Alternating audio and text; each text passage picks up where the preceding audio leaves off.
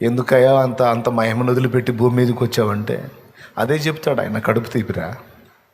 మేమేమన్నా నిన్ను గుర్తించామా, ప్రేమించామా, నిన్ను ఆరాధించామా, నీకేమన్నా పూజలు చేశామా, నిన్నేమన్నా సేవించామా, నిన్ను తిట్టామే, దూషించామే, అనరాని మాటలు అన్నామే అంటే మీ మైండ్ బాగుంటే అంటారా? నన్ను ఎరగలేదు కాబట్టి మీరు అంటారు, కానీ మీరే నన్ను తెలుసుకుంటే నా కోసం ప్రాణమైనా ఇస్తారని నాకు తెలుసు. నేను అర్థం కానందువల్ల మీరు నన్ను ద్వేషించారు. అదే నేను అర్థమైతే నా కోసం ప్రాణమైనా వదులుతారు నా బిడ్డలారా. కడుపు తీపిని బట్టి ఆయన మహిమను వదిలిపెట్టొచ్చాడు. ఎంత ప్రేమ! భక్తులు ఒక్కోసారి ఒట్టిగానే ఏడుస్తూ ఉంటారు. ఓ దైవజనుడు ఒకసారి ఏడుస్తున్నాడంట, పెద్దగా ఏడుస్తున్నాడంట.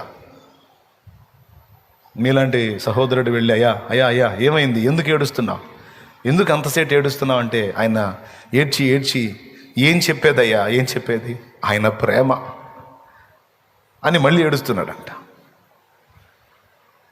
దేవుని ప్రేమ నాకు గుర్తొచ్చింది, దేవుని ప్రేమ త్యాగం నాకు గుర్తొచ్చింది. అసలు నాలాంటి వాడి కోసం ఆయన మహిమను వదిలిపెట్టి రావటం ఏమిటి?